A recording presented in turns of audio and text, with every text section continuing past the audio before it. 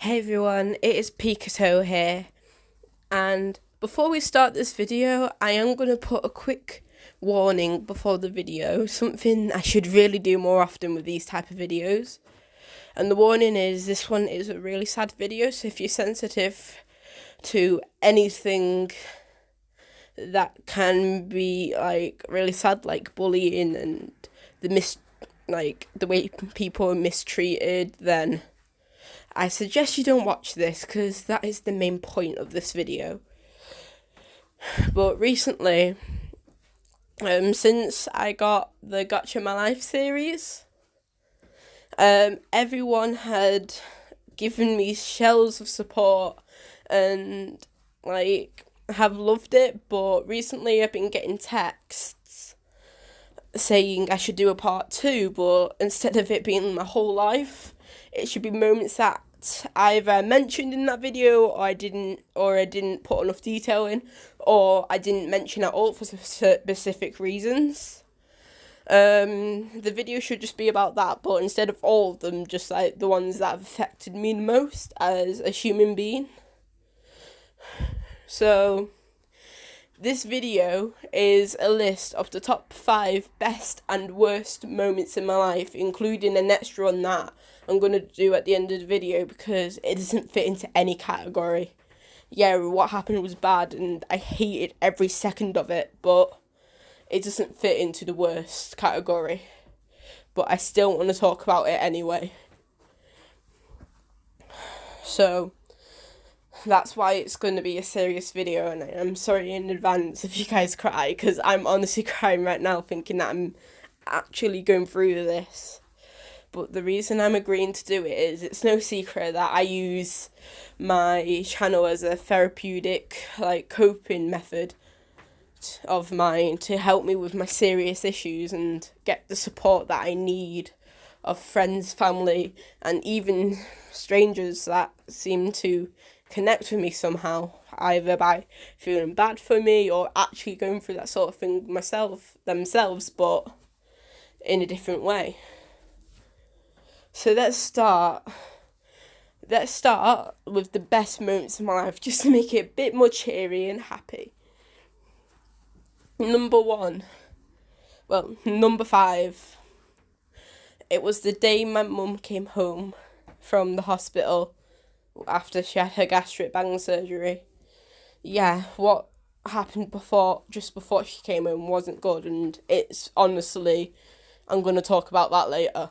But I remember, my mum was very sick and she did have to sit in a wheelchair a lot when she first had the surgery, but she was healthier. Yeah, she couldn't eat as much, and literally the only thing she could eat at first was stuff like baby food and soup. She couldn't eat any solids. And the only drink she could have was water. She couldn't have milk, she couldn't have juice, she couldn't have Coca-Cola, she couldn't have anything. And it killed my mum on the inside, but at the end of the day, the reason she went through with the surgery to begin with was because I needed her. If she hadn't have had the surgery, she would have been dead. The surgery was recommended by her doctor because her organs were failing her, because the fat had officially built up that much in her body. Her organs were failing from the amount of weight and pressure they were under. And that resulted in her having to have that surgery. Even though it was a bad situation for all of us, it's the best moment of my life because she had an option to either give up or be there for the ones who needed her. And she chose to be there for us. And that's the reason I've always disagreed with the way people treat my mum. She chose to live for all of us. And she gets mistreated so much, and she doesn't deserve it. She just doesn't. The next moment was, and this is actually a really funny one. Yeah, it's not really a good situation, but it was the best day of my life because I hated this person. It was just instant karma, right? What had happened was I was attacked on the way home from school one day when I was younger. And what what happened was I came back to school with a broken bike and I had sprained my ankle. So I couldn't exactly walk home because I lived an hour away from my house. And then, most of all, I didn't even know that I was meant to be going, 3 hours away from my house to go and visit a relative. Because my phone were dead as well, so I couldn't ring anyone. So because I weren't that far from the school, I just limped back with my bike to the school. When the teacher saw me, I collapsed on the floor because the bike had officially given up. And it was the only thing I was using to balance. So the teacher helped me up, picked up my bike, put it in the head teacher's office, and then rang my mum, in which my mum was shocked and she was crying down the phone because she was scared that I was injured and that someone had just attacked me because of their own selfish needs, because I didn't see who it was. I didn't know what happened. But, yeah. When my mum got off the phone, all I could hear was her crying, and the teacher who was on the office came up to me, and all I could hear as she was walking up to me was her slagging my mum off to another teacher, saying some people just don't care enough about their kids. And she went up to me, knelt down and said, "Your mum is a terrible woman. We're calling the police." And I was just thinking, what's happened? My mum's never, ever done anything bad, right? And I was terrified. Because imagine a full-grown, 40-odd-year-old elderly woman just kneeling down in front of a 13-year-old saying, "We're calling the police on your mother," without any explanation of why. I was in tears. I was scared that my mum was hurt or something. She never told me if my mum was in trouble or anything. She just said, "Your mum's a bad person." I was terrified. But, this is where it gets better and what made it the best day of my life. Within 5 minutes, my dad came storming through that office door. And usually, when my dad comes to pick me up from that school, whenever I'm ill or I've hurt myself, what happened a lot, right, I would always run straight to him the moment he comes out that door saying, "Okay, come on, I love you, Dad, let's go home." Right, and I would just go home with him. This time I didn't do that. The moment I saw his face, I knew it was about to go down. He was looking angrier than an Oompa Loompa. His face was just so red, he could have passed as a Knuckles ripoff. Right, he was so angry. And all he said, as I was just sat there trying to hide my face so I wouldn't laugh at him because I knew something was up, but I knew if I laughed it would make the situation worse, was my dad muttering, "Where is that bitch who rang your mother?" And I pointed to Miss who was on the desk. And he came storming up to the office lady and she was like, "Hello, sir, how can I help you?"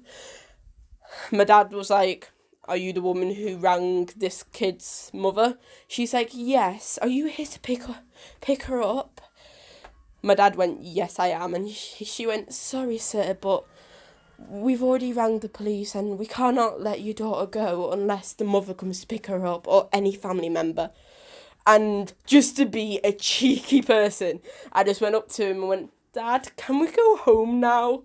Her face drops when she realised that she had just messed with the wrong person. Right? And he went, "So you rang the police on my disabled wife who couldn't come and pick up her daughter because she's stuck in Fleetwood, what is 3 hours away from this school, because of a family emergency, in which she has sent me, the stepfather, to pick up our daughter to take her to the house for the family emergency because she's needed there. And you rang the police because she's disabled and she couldn't drive. But yet, apparently you're okay to being cocky with me, the one person who actually did come up." And then I turned to my dad and went, "Yeah," and I even heard her in the hallway slagging mum off, and he went, "Really now? So you not only called the police, but you slagged my wife off in front of our child?" And I went, yeah, and she also knelt down to me and said Mum was a bad person and she called the police. My dad was red as hell. He could have passed as the devil incarnate himself for what he did. He just turned to the woman with a clenched fist, looking like he was about to kill her, right? And went, how effing dare you insult my wife like that? She has done nothing to you. And all you do is slag her off in front of my child and to my child.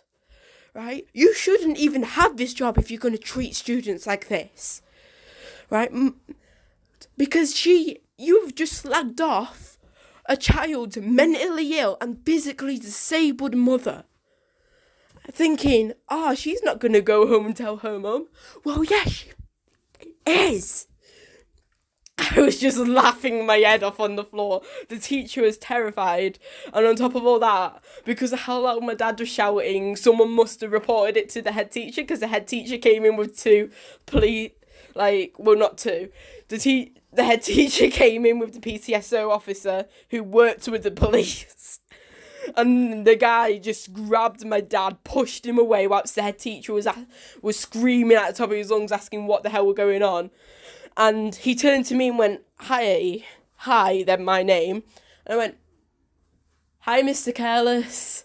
He went, what's going on? And I went, well, she slagged my mother off to me and threatened to call the police on my mum when my mum is disabled and that's why she couldn't pick me up. So my dad was outraged because my mum's now crying and in a lot of pain and upset because she thinks that I'm about to get taken away from her.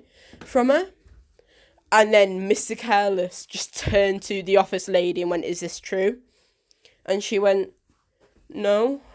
My dad went mental again and just went, stop lying. Right? And then the PTSD officer said, yeah, I think she is lying. I've met this lad before when he's come to pick his daughter up before and he's never done this. Even the description that she's given all of us about her dad doesn't describe him like this. Right? And she got suspended from her job. She didn't get sacked, fired or anything. She just got given a suspension for cockiness. But it was the best day of my life because I got payback on one of the worst teachers at my school. And I loved it. What made it worse was 3 weeks afterwards. And this isn't really a good thing either, but it's instant karma because it was going to be the exact same thing that my dad would have done to her anyway. She came into school with a brace, a bunch of plasters all over her face, right, all over her arms, and had a crutch because she'd broken her leg as well. And when everyone asked what was wrong with her, she said that someone pushed her through a window. So, even though it's a terrible thing, she eventually got what was coming to her. Because my dad couldn't do anything at the time because he was in the school and he knew that if he did, I would have been taken away. So, yeah. But I loved every second of it. It was just perfection. Anyway, the next one is a story at my new school. It was the day I met Bobby, Curly, Morgan, the moron, and my lovely sister Zoe. And the reason why it was one of the best days of my life was because recently I had been going through some hard times and I was really shy, not to mention I was getting removed from the classes left, right and centre because of how bad my anxiety was. And despite all this, unlike any other person would have done, they stuck by me, even though they knew that I weren't exactly the best person to be around from what I had told them about my past. And they supported me. And that eventually resulted in me getting feelings for some of them. And, it resulted in me being the person I am today. The next one would be the day I met Nick. Because, don't get me wrong, I do regret everything I had ever done to him. Like, a lot. But he's still my best friend and I don't mind. But it was the day I met Nick. It was like one of the best days of my life. Because let me tell you why. It was my second week of high school. During my first year. And I was being bullied left, right and centre by the kids who I thought was my friends in primary school. And I was just ready to go. I was just ready to end it. Like, I got so alone, and the worst thing is I couldn't even turn to my friends this time because they were the people making me alone. But one day when I was just sat on the bus listening to music to try and calm me down when I was upset, he sat next to me. At first, and I know this is wrong because stranger danger, because he weren't in his uniform when I met him. I didn't even know he went to our school. But he sat next to me and went, "Hey, you're the new kid, right?" And I'm like, "Sorry, who are you?" And he went, "Oh, I'm Nick." And I'm like, "Hi." He just turned to me and went, "You seem like a smart woman." I'm like, "What if I am?" And he went, "Do you want to be my girlfriend? I promise I will let you do whatever you want. I'm not one of those creeps who just wants to date random girls without even meeting them. You don't have to say yes. It's just, I want a girlfriend for a day. Just to see what it would be like to date you, because you seem like a nice person based on what I saw at the bus stop when you helped that woman get on the bus with her children, because she had like a pram and like three younger kids." And I'm like, well, of course I would have helped her. She just reminded me of my uncle. And like, he's like, "And that's what I admire about you, based on what I know anyway." And he went, "Oh, sorry, my manners. What's your name? You never told me." And I'm like, "Okay." And then I told him my name, and then the next day, whilst I was just sat on my own at lunch, like crying my heart out because no one wanted to sit with me, a guy in a black hoodie walked up to me, and I was like, "Oh great, I'm gonna get beaten up, aren't I? I'm gonna get beaten up and then put in hospital, and like nobody's gonna give a damn. Great, this is fun." And he just sat next to me, took his hoodie off, and turned to me and went, hi. And I'm like, "Oh my god, hi Nick. I didn't know you go to our school." And he's like, "Yeah, I'm surprised you've not noticed. I've been hanging around you a lot because you've been going to all the places me and my mates hang out. By the way, this is Peter. He's my cousin. This is David. And this is my primary school friend Theo. And in a couple of years you'll meet his younger brother because his younger brother's going to come here as well." I'm like, "Oh my god, yay. I can't wait to meet his younger brother," who ends up being my ex, by the way. Spoiler. But, like, yeah. Like, that's how I met them. And it was the best day of my life because I was already going through a hard time, and out of nowhere, like, these random guys just walk up to me and be like, "Hey, you want to hang out with us?" And I'm like, "Hell yeah, you guys look awesome." So, yeah, because don't get me wrong, I have had a fair few moments with them where I didn't like them. Like, for example, and this is another guy in the group, Connor. He was, like, my favourite guy in the group. He was like a big brother to me. I loved the living hell out of him. I pretty much worshipped the ground he walked on because he was like a big brother to me, and I would do anything to ensure that he'd never got angry at me. What had happened was, it was when I was with Nick, and Connor made a period joke because I bought Nick a bacon bomb that had ketchup on it. And he made a period joke because he knew that I was there, and that basically I had already been through one, like my first ever one, and I had already started having them. And I just turned to him and went, "Connor, can I speak to you for a moment?" And literally tore the living hell out of him. I just screamed and ran. Everyone in the group were mortified, and Nick was just stood there eating his bomb, being like, "This needs more salt." And then when everyone was asking, aren't you going to stop her? She's your girlfriend. We're too scared to stop her. And he's like, why? He deserved it. He insulted my girl. This is why you should never mess with girls. Right? And then I came back. Connor was defeated. He just went to school as if he was walking the walk of shame. And it was just so much fun. I loved every second of it. So, yeah. Don't get me wrong, I did kind of overreact a lot, but I loved it.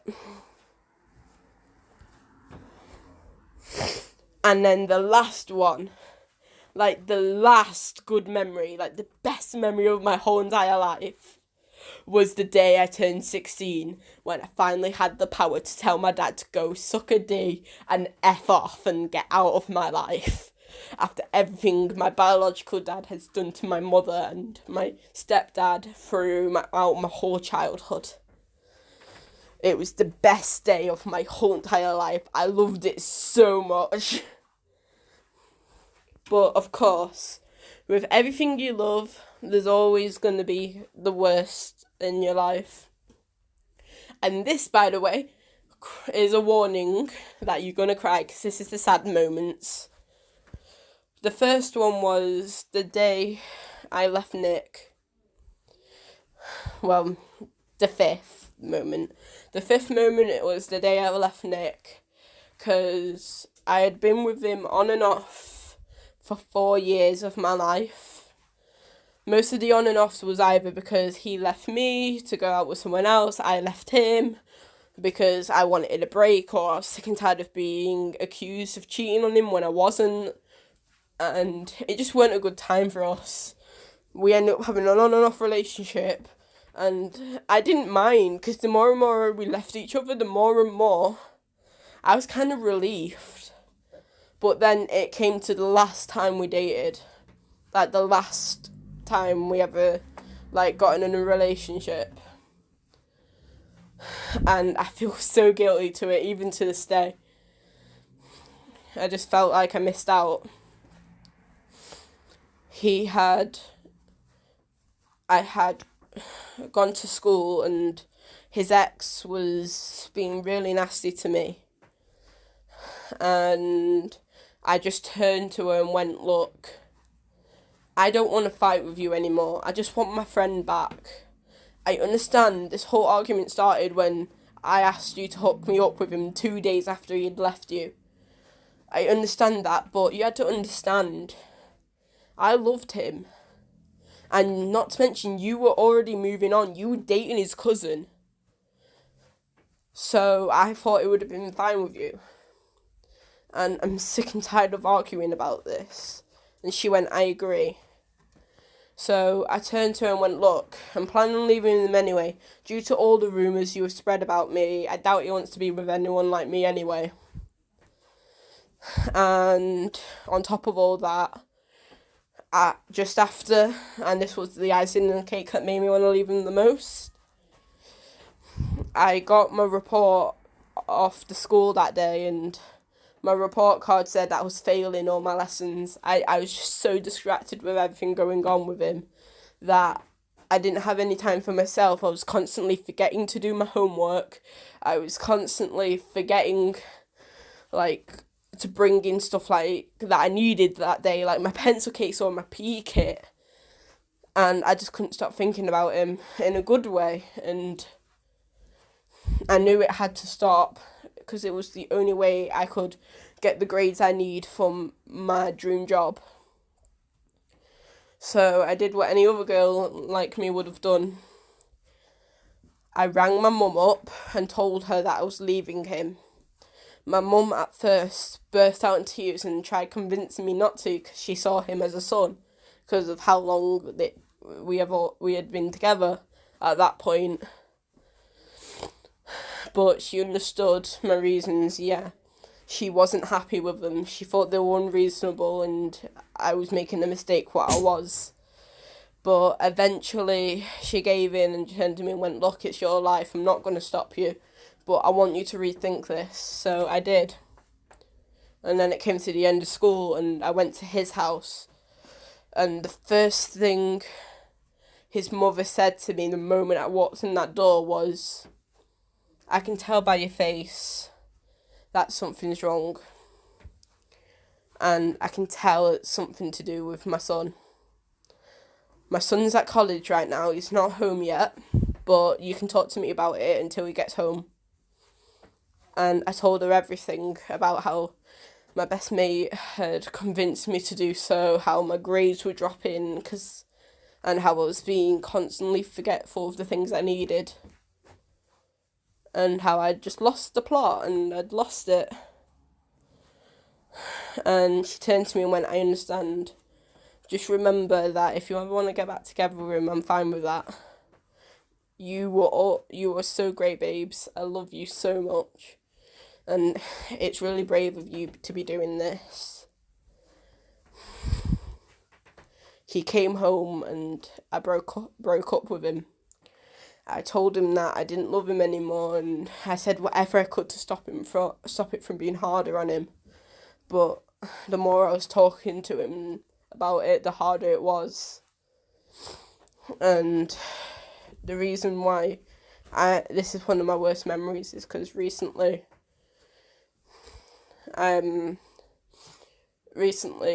as the people in my family and some of my friends would know, he has met this new girl and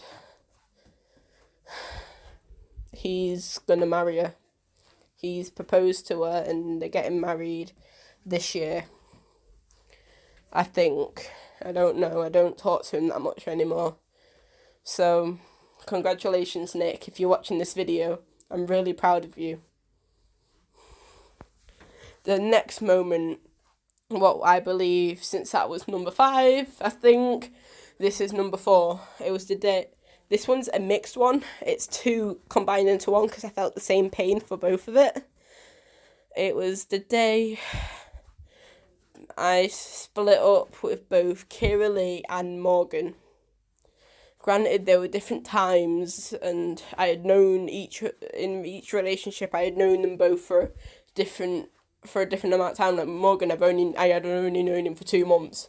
Kira Lee, I've known her for like pretty much like 6 months now.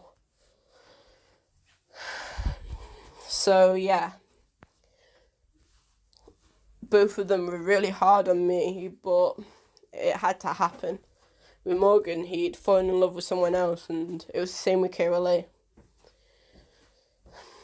And don't get me wrong, I regret letting them go so easily, but I can't exactly control them. It's their heart. They have every right to say where it belongs. And if they didn't think their heart belonged to me, then I can't make them keep giving them my heart. I can't keep giving them my heart if they don't want it. So I let them go. And I regret it so much because it hurts so much. But I had to do it. The next one was... It was a really hard time for me. It was the day I found out about my parents' divorce. What had happened that day was that, well, it was the day after I found out. I woke up late because I was so depressed.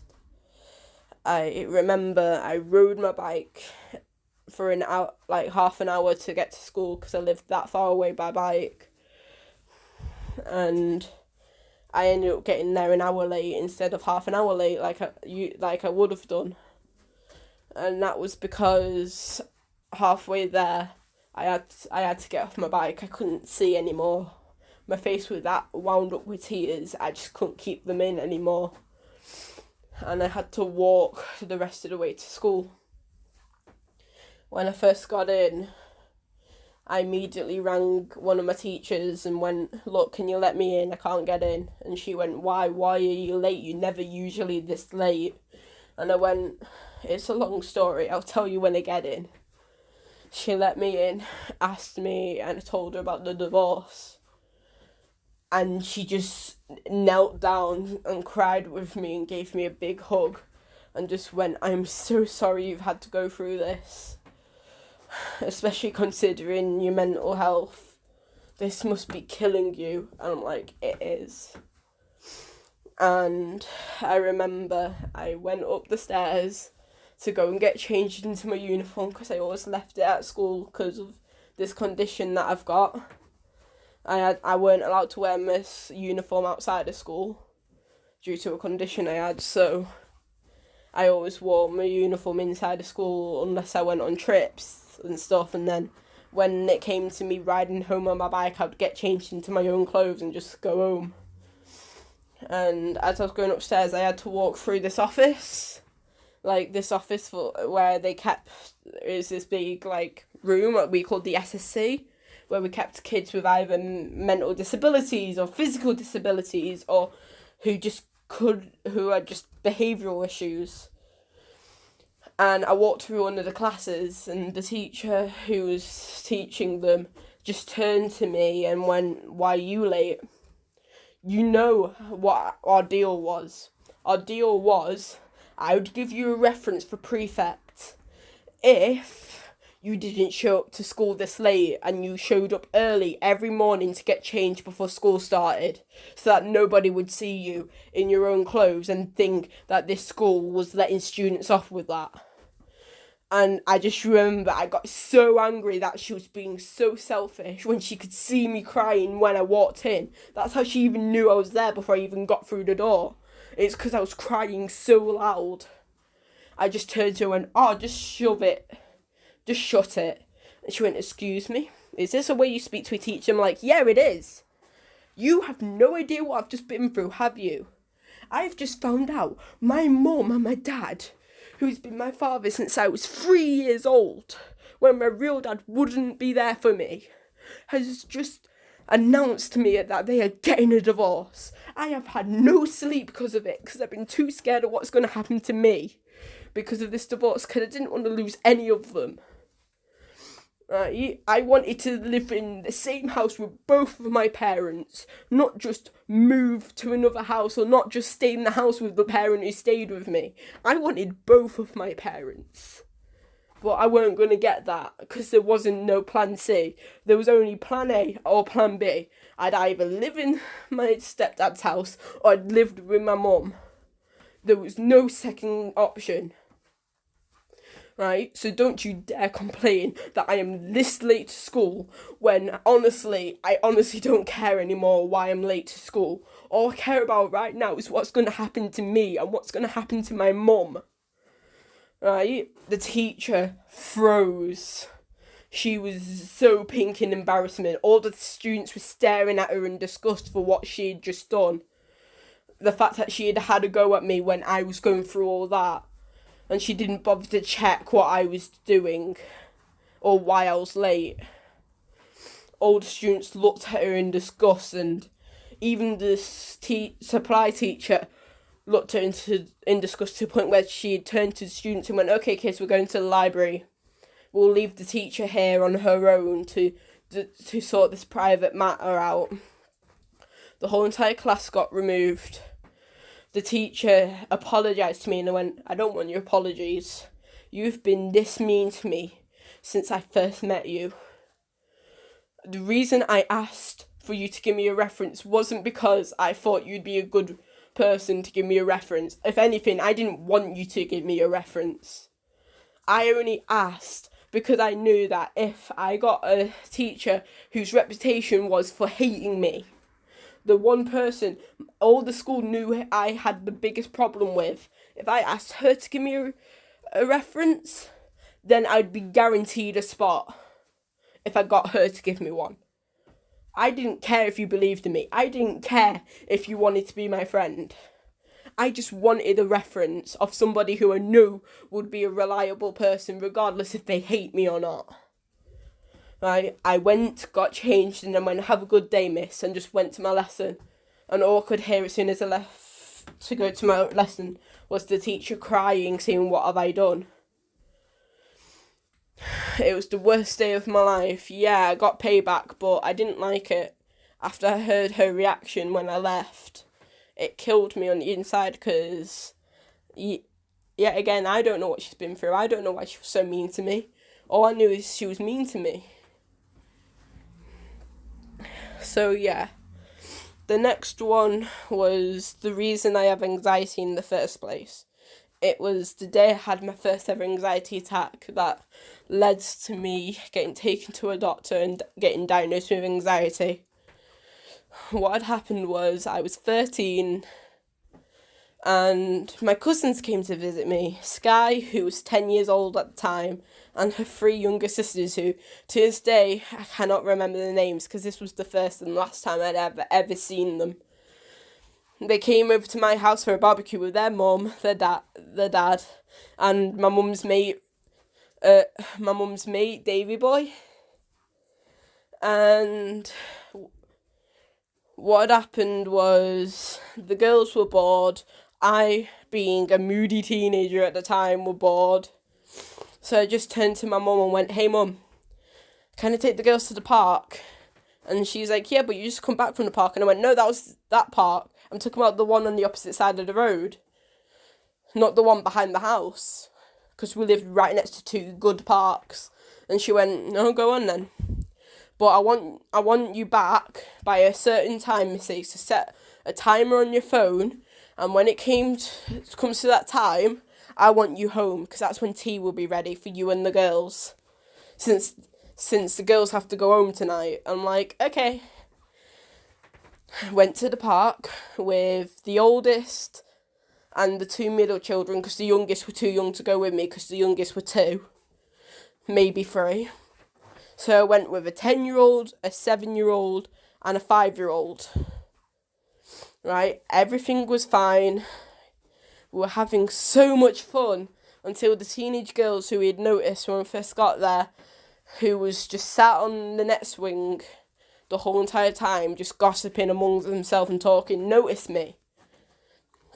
They yelled across the park for me, and I just yelled back saying, "Sorry, I can't, I'm on duty." And they're like, "Why? What could you possibly be doing?" I'm like, "I'm babysitting. I'm here with 3 young children and I have to keep an eye on them to make sure that nothing bad happens to them and that they don't get hurt, especially considering the youngest is 5. And she apparently is a big troublemaker and she gets hurt a lot." Right? And I continued playing with them, and the whole entire time they were just throwing insult upon insult to me about how I was overweight or how I was ugly and that no one would ever love me. In which I screamed back, "But someone does. I've got a boyfriend. His name is Nick." And the girls went, "Oh, boo-hoo, your fake boyfriend loves you. Well, at least we have real ones, babes." And I'm like, "Don't call me babes. And even if you do have real ones, why would I care that you're dating somebody who I've never met? Now leave me alone with these girls, because you are setting a bad example for them, smoking and hanging around and swearing, when all these girls want to do is just be safe and play games. You have no idea what these girls have been through." Right? And they continue throwing insult upon insult at me to the point where the eldest couldn't cope with it anymore and she was screaming back at them at one point saying, "Come on, I effing dare you to beat me up." Right? One of the girls started screaming back at her and sending her insults about how she was tiny and how she shouldn't really be that cocky to her because if she doesn't want to get hurt. I was freaking out, but I felt better because just after she'd said that to the girl, like the eldest sister, her friends just turned to each other and went, "Yeah, we don't want to get involved in this. This isn't right. We're setting a bad example." She was kind of telling us, giving us a point, we shouldn't do this. And they turned to the mate and went, "Look, what you're doing is wrong and we're going to go. And we suggest you join us, but if you don't want to, don't say that we weren't there for you." Right? So the friends left and she continued being nasty to us to the point where I was occupied with the youngest because the youngest had just fallen over and hurt herself. And as I was trying to give her a hug and make her better, I hear a blood curdling scream from behind me. I turn around, and the oldest were being brutally attacked by this girl, who was screaming at her saying, "Who's the effing bee now? Who is the ugly bird now?" Right, as she's screaming, "Stop it, leave me alone, I'm just a kid. This is child abuse, stop, stop, stop." Right, as she was like crying for help, I pulled her away from the woman and just stand in front of her and go, "If you hurt her one more time, I am going to get our parents and you're going to see what a crazy girl is." Because both of our parents, like the girl's parents and my mum, all have schizophrenia. And believe me guys, you will find out in a minute, you do not want to mess with a girl with schizophrenia. And she went, "Oh, what are they gonna do? Ah, you're gonna ring your mummy and get her to give us a slap on the bum." And I'm like, "No, you're going to hospital, girl." Right, I walk off with the oldest. The youngest went missing and I didn't know where she was, so I told the oldest to stay away from the girl, and if she went anywhere near her, to run to me. I was going to look around the park for the youngest because she'd gone missing, and the 5-year-old was safe. She was doing nothing. In fact, no one even, at that point, everyone had just pretty much forgotten she was there because she was being so quiet. Right, because my main concern was what was going to happen to the youngest if she treated the oldest like that.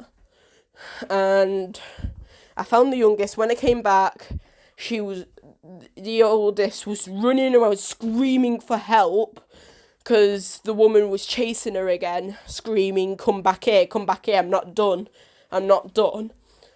So I grabbed the middle child out of the fray and go, "Okay, your sister's in trouble, I'm not gonna lie, right? And I know you're scared to walk pass through that big field to go to my house on the other side of the field to get mummy and daddy and Auntie Jojo, but I'm going to need you to be brave because I need to stay here, because if I leave, I'll get in trouble, right? And to be honest, if you leave, I'll get in trouble too, but I'd get in more trouble if I left, if it was me who left, right? And I don't want to raise any alarm to the older girl who's currently trying to attack your sister. So I want you to go to mummy and daddy and Auntie Jojo, and probably my dad, because he'll be good in this situation. Trust me. He may be sweet, but once you really get to know him, he can be a bad person. Right? And she started giggling and saying, "Yeah." And I went, "Okay. Now I want you to go and get our parents, tell them that we're in danger, and that I had sent you as fast as I could without alerting the person who was hurting us, because I wanted them to be there for in case we needed to call the police." And she went, "Yeah, of course, I will, aye, miss." And she ran off. The girl didn't even notice that I'd just spoken to this 5-year-old and told her to go back to mine and get grown-ups. It was the 7-year-old I sent. I went to the 5-year-old, pulled her to one side, grabbed the eldest, pulled her to one side and stood in front of them and went, "Look, girls, right, this girl's not going to hurt you anymore. One of your sisters have gone missing because of this girl. So we're going to go and look for her, right?" And they went, "Yeah, of course, we'll help you. What's the oldest was like crying, and there was like a tiny bit of blood dripping from her head. And I went, "And we're going to go and get you cleared up as well." I grabbed him by the hand and was just whispering to myself, "Everything's going to be okay. Everything's fine. We are safe. She's not going to follow us. We are safe. The moment the very second we stepped out of that park, I could see my mum storming with the kid's mum on the other side of the field. And I just sat down and started crying, and all I could hear was the girl saying, "Ah, you're such a crybaby." She looked up and saw my mum, and she just went, "OS." As my mum legged it to her, lunged at her, and went, "Who the hell do you think you are? Attacking these poor girls who are younger than you. You are meant to be setting an example, young lady. Right? Do you want us to call the police on you? Because you are 16-year-old. You are responsible for your own actions. What means if we call the police, you will get arrested. And the fact that you have assaulted that child means that you're going to be in jail for a long time." Right? And the girl ran to the opposite side of the road and just started screaming down her phone, "Daddy, help me, help me. This girl's attacking me. They're crazy, they're crazy." And my mum went, so immature, grabbed the oldest, like carried her back. The youngest were there as well. I had the other two. And we all started walking back. And then out of nowhere, all we could hear was, "That's right, you go, you fat bee." My mum went mental because that was aimed towards my mum. My mum gave me the oldest, turned around and went, "Who the hell do you think you're talking to?" It was the angriest I have ever seen my mum. And then the kid's mum turned around with the dad as well and started completely bombarding her with the help of my mum with insults and profanities about her, about the way she looked and about how she was dressed up all slutty and everything. I didn't want the younger kids hearing it. Not to mention at the time I didn't know the youngest was in her dad's arms. So I grabbed the other two and started walking down the field with them, saying everything's going to be okay, while I was trying to keep a straight face so I wouldn't alert them. And we got to the end of the field and all I could hear was this blood-curdling scream as the mum was screaming at the teenage girl's dad, who finally arrived, who had punched their father and caused the 2-year-old to go flying into a tree, and she was screaming because the child was unconscious. And one of the girls turned to me and went, "Are they gonna die? Do we need to save them? What are we gonna do?" And I went, "I don't know." I just legged it home with them in my arms. And the first thing that happened when I got there was my dad showed up with Davy Boy, because it turns out when I went to ask them for help, they were at the shops. And he went, "Hi, where is everyone? We've been here for a while and there's nobody here."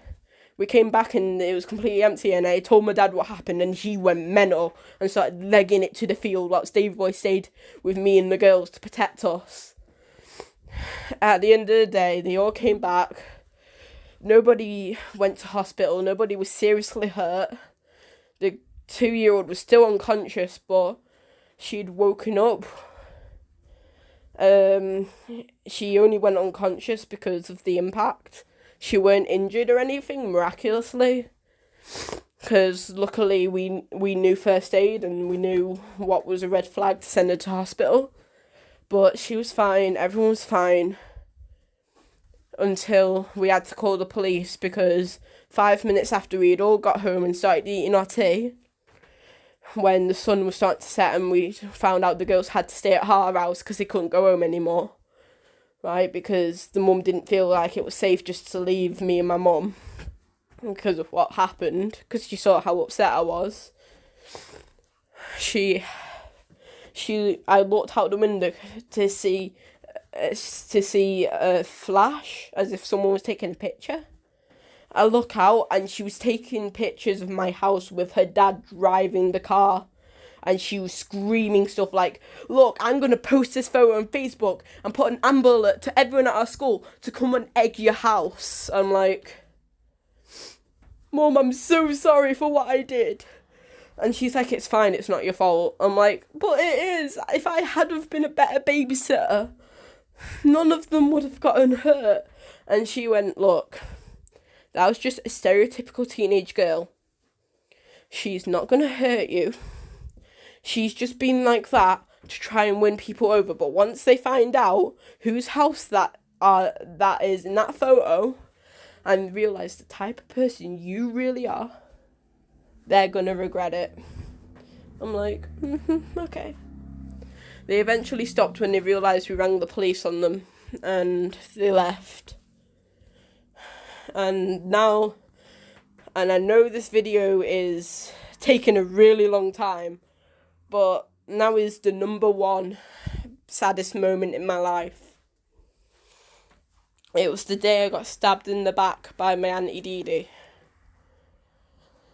and my cousin Melita.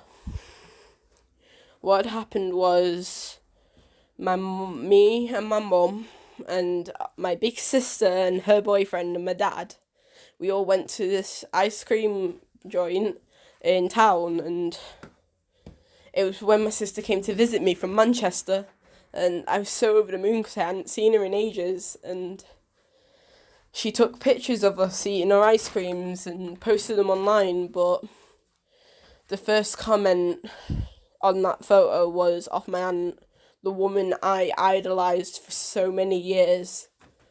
The comment went as something along the lines of this: oh my god, I can't believe that is my 12-year-old niece. She's so fat, ugly and disgusting. I'm telling you right now, right here, based on this picture alone, she's going to be an alkie, she's going to be a druggie like her mother, and most of all, she's going to die of diabetes when she's 16 years old. And honestly, I'm relieved that she's going to have that life based on how her mother is. Good riddance for her mother. And for the poor torture that girl has had to endure thanks to her stupid mum. It had killed me on the inside out because I loved this woman. And I hadn't heard of her in so long because of how nasty she was to us, and I didn't want to bring that stress to my mum. But the first thing we hear about it was that she had said that all over social media. And then when my nana commented on the post and said, how dare you talk about that about your own family? She is your 12-year-old niece you have just slagged off there. Not to mention her mother is your sister-in-law. The girl who had the decency to have a child with your brother. Everyone on Facebook started teaming up against her, posting hate comments about what she'd said about me. Saying stuff along the lines of, she should bully a woman her own age, not some poor girl who's only just coping with high school. And what made it worse was my cousin backed Dee Dee up. She'd messaged saying, I'm sorry for my mum's mental health, but I see where she's coming from here. It's always mother like daughter, isn't it? Everyone started insulting my cousin as well. The woman I cared about the most. It's funny how the two people you love the most can just stab you in the back at any second. And because of that story that I've just shared about my aunt, that's what was the main cause of both my trust issues and my depression, and the reason why I'm so scared to trust anyone again and open my heart out to people that I don't think will deserve it later on, because that's how life is. You may think one second they're a nice person, they can't turn against you, your family, but you would be wrong. Anybody can be a bad person. You just need to learn who to trust before it ends up breaking you. But yeah, those were the most saddest moments of my life.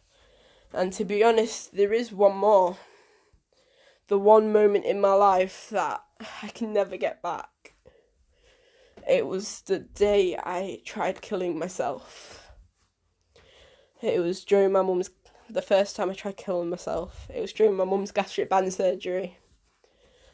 When she was in hospital, I was really open about it to everyone because I wanted support, because I couldn't cope with it myself. And no matter how many times I asked my dad about it, and how many times I told my dad how worried I was, it didn't make me feel any better. The only time it made me feel better was when other people were saying those things to me. So I started, for attention, telling my friends and the people close to me about it.